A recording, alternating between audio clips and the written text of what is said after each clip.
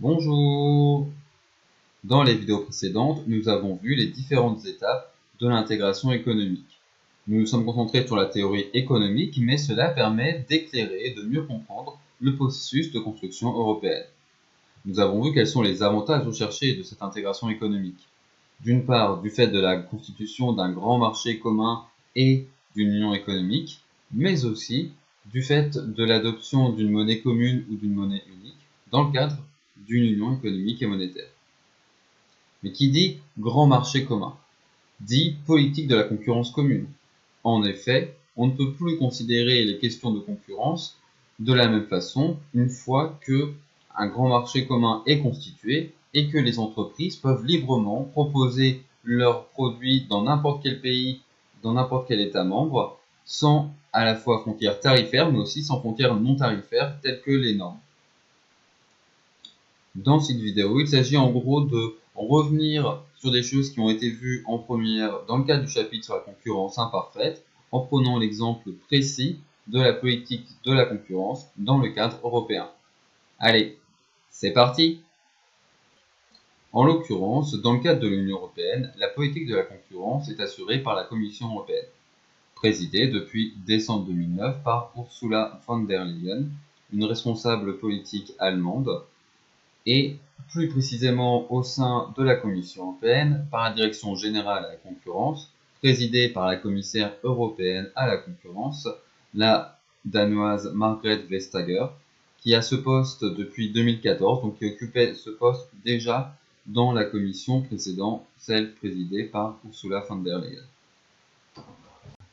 Alors évidemment, la Commission européenne n'est pas chargée de l'ensemble des affaires liées à la politique de la concurrence dans le cadre de l'Union européenne.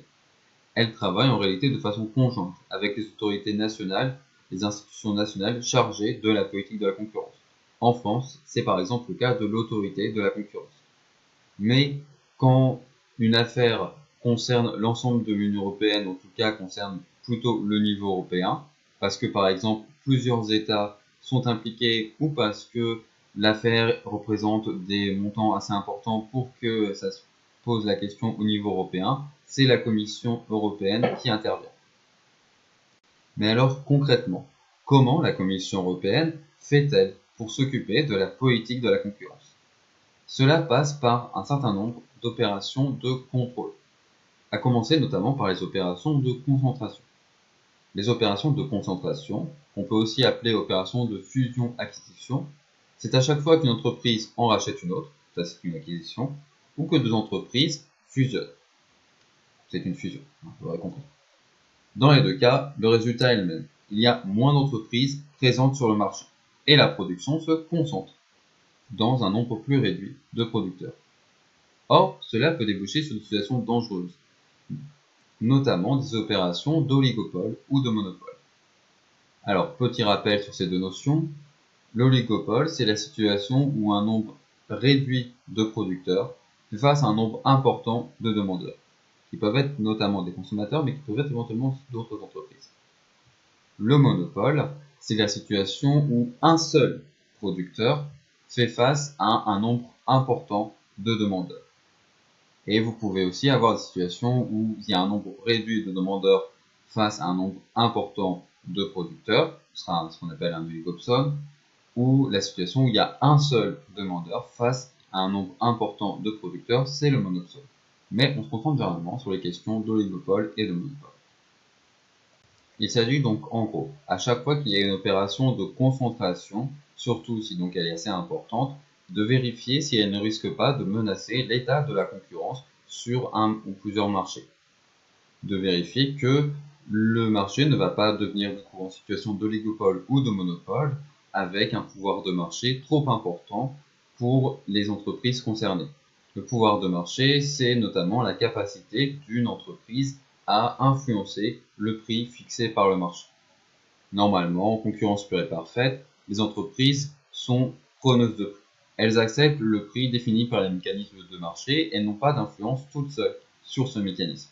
Or, en oligopole ou en monopole, elles ont un certain pouvoir de marché et elles peuvent donc imposer leurs conditions, notamment leurs prix, à la fois aux demandeurs, donc aux consommateurs ou aux entreprises qui achètent leurs produits, mais ça peut être, si on est donc en situation d'oligopsone ou de monopsone, en amont, aux fournisseurs dont elles achètent les produits. La politique de la concurrence passe aussi par la lutte contre les ententes ou les cartels, globalement c'est la même chose, qui sont notamment fréquents en situation d'oligopole. Alors, petit rappel aussi sur la notion d'entente ou de cartel. Une entente est la situation où plusieurs entreprises se mettent d'accord sur le prix ou sur les conditions de vente ou d'achat sur un marché. Je répète, une entente est la situation où plusieurs entreprises se mettent d'accord sur le prix ou sur les conditions de vente ou d'achat sur un marché. L'entente permet en gros aux entreprises, notamment quand elles sont en situation d'oligopole, car c'est plus facile dans ce contexte-là, d'agir comme si elles étaient un monopole, comme si elles étaient une seule entreprise. Alors certes, elles devront se partager les bénéfices, mais finalement, vu qu'elles vont proposer par exemple le même prix, les mêmes conditions de vente ou d'achat, elles ne vont laisser aucun choix, soit aux demandeurs, soit à leurs fournisseurs, et dans ce cas, comme si elles étaient en situation de monopole ou de monopsone, elles vont vraiment pouvoir imposer le prix et les conditions qui les arrangent le plus. Et ensuite, à elles de se répartir les bénéfices. La lutte contre les ententes et les cartels passe notamment par la mise en place d'accords d'immunité. Il s'agit en gros de proposer aux entreprises qui font partie d'une entente de la dénoncer, d'apporter des preuves de cette entente et en échange de ces preuves, en échange de cette dénonciation, de s'en sortir sans aucune sanction. Donc évidemment, en réalité, plus tôt vous le faites et plus vous apportez des documents intéressants, plus vous aurez une immunité complète. Si vous le faites assez tardivement, si vous n'apportez pas trop de preuves, vous dites juste « ouais, je sais qu'il y a une entente », dans ce cas, vous n'aurez sûrement aucune immunité, ou très faible. Mais le but est en gros de pousser les entreprises à dénoncer les ententes dont elles font partie, plutôt que de prendre le risque d'être sanctionnées. Pour en savoir un peu plus sur cette question, je vous renvoie vers un excellent épisode du podcast Splash, consacré à notamment un célèbre cartel de poudre blanche. Le lien est en description.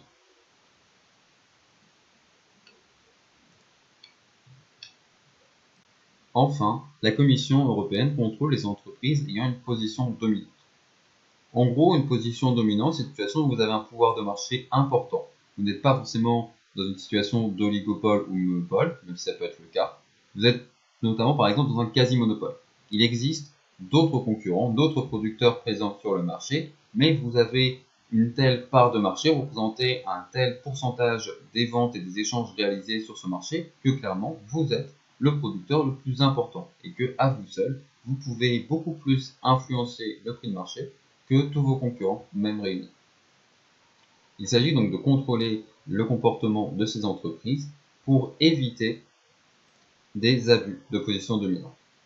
Alors, l'abus de position dominante, normalement, cette notion a été vue en première, mais à nouveau, je vais rappeler ce que c'est. Un abus de position dominante est la situation où une entreprise abuse de son pouvoir de marché pour imposer un prix ou des conditions d'échange déloyales aux autres entreprises ou aux consommateurs et consommatrices.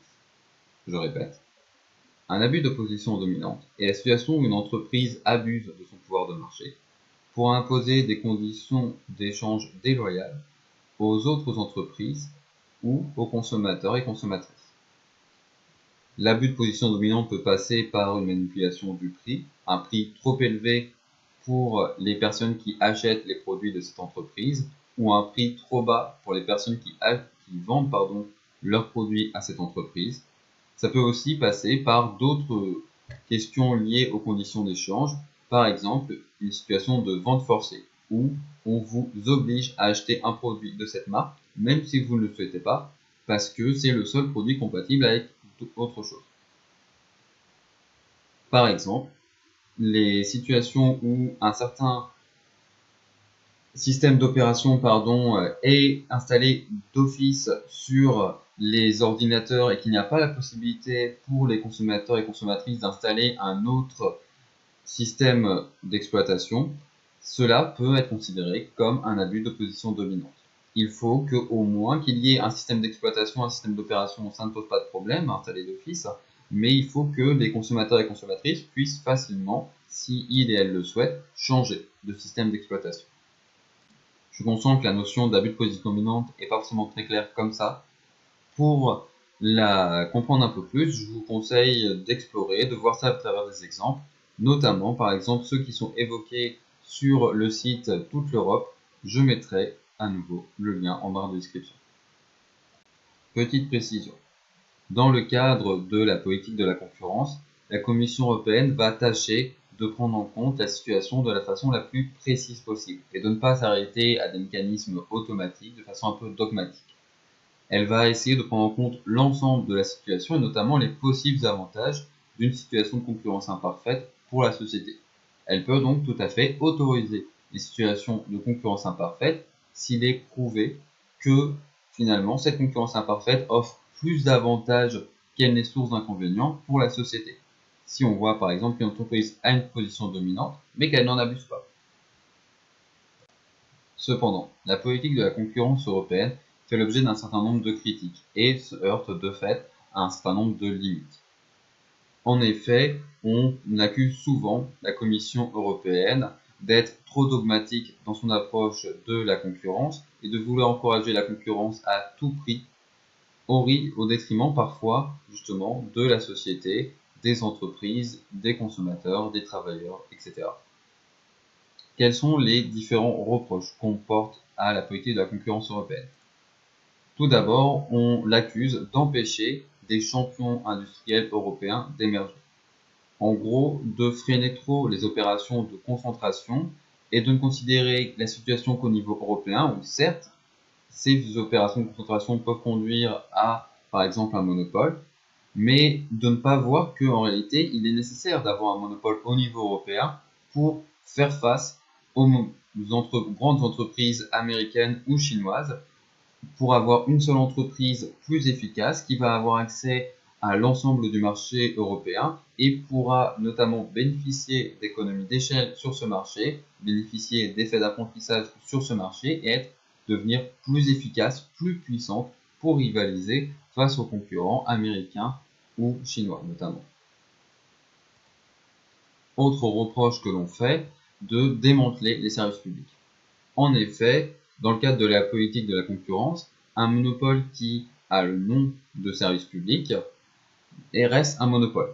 Alors certes, vous avez la notion de service d'intérêt général, qui se rapproche en gros de la notion de service public en France, mais qui sont donc en partie autorisés. Cependant, la politique de la concurrence va avoir une approche extrêmement sévère et quand même assez stricte de ces services publics ou services d'intérêt économique général, parce qu'elle considère globalement que ce n'est pas parce qu'un monopole appartient à l'État qu'il est forcément bon. En effet, notamment dans un cadre européen où les États peuvent être en concurrence les uns avec les autres, le fait pour un État de posséder une entreprise peut fausser les règles de la concurrence et peut justement permettre à une entreprise qui ne serait pas assez compétitive de rester sur le marché grâce aux aides de l'État. J'ai d'ailleurs oublié de préciser dans le passage précédent, mais la politique de la concurrence contrôle aussi les aides de l'État pour empêcher que les États aident les entreprises de leur pays et faussent la concurrence par rapport aux entreprises des autres pays. Le but en effet de l'Union européenne est d'avoir le plus de concurrence entre les États, de considérer que ces frontières sont inutiles et que s'il y a besoin de soutenir un secteur, il doit le faire au niveau de l'ensemble de l'Union européenne et pas simplement des décisions qui seraient prises au niveau national. Le contrôle des services publics a par exemple conduit la Commission européenne à demander la privatisation de la Poste, à demander la mise en concurrence du transport ferroviaire d'abord pour les transports de marchandises, ce qu'on appelle le fret, et maintenant aujourd'hui, prochainement, pour les transports de passagères, la privatisation de France Télécom, qui est devenue Orange, etc., etc. Or, vous avez un certain nombre de responsables politiques qui considèrent que avoir des services publics forts, avoir même des entreprises publiques fortes, contrôlées par l'État, qui peut donc définir un certain nombre d'orientations stratégique, en termes d'investissement, etc., c'est important. Et que aussi, quand on considère par exemple la situation de la SNCF en France, certes, elle avait un monopole sur le transport ferroviaire de passagers, mais en réalité, sur le transport de passagers, elle est en concurrence avec d'autres moyens de transport, que ce soit des cars, la voiture individuelle, etc. Sur le transport de marchandises, plus encore, entre le transport routier, le transport fluvial, etc. On peut, à mes yeux, réunir ces critiques sur la question de l'importance de bien définir le marché pertinent, c'est-à-dire le marché sur lequel on va évaluer le niveau de concurrence et sur lequel la politique de la concurrence doit agir, pour notamment considérer est-ce que là on devient dans une situation de concurrence imparfaite qui est dangereuse pour notamment les consommateurs et les consommatrices, ou est-ce que au contraire la concurrence reste assez importante pour qu'il n'y ait pas de danger pour les consommateurs et les consommatrices. Par exemple, sur la question des champions industriels, question qui a notamment été soulevée lors de la tentative de fusion entre Alstom et Siemens. Le débat portait en gros sur est-ce que le marché pertinent c'est le marché européen.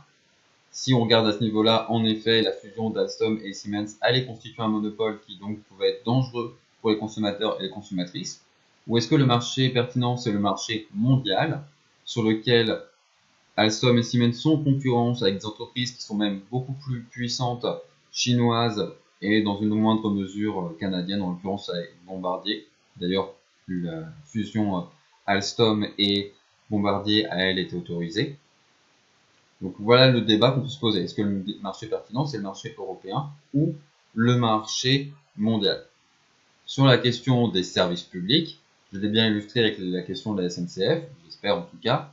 Est-ce que, par exemple, quand on s'intéresse au niveau de la concurrence et de la SNCF, est-ce qu'il faut considérer le marché du transport ferroviaire, auquel cas, en effet, la SNCF est en situation de monopole, ou est-ce qu'il faut considérer le marché du transport de personnes de façon générale, auquel cas, il y a un bon niveau de concurrence. Et donc, le monopole de la SNCF sur le transport ferroviaire ne posait pas problème pour les consommateurs et les consommatrices qui avaient d'autres alternatives à leur disposition.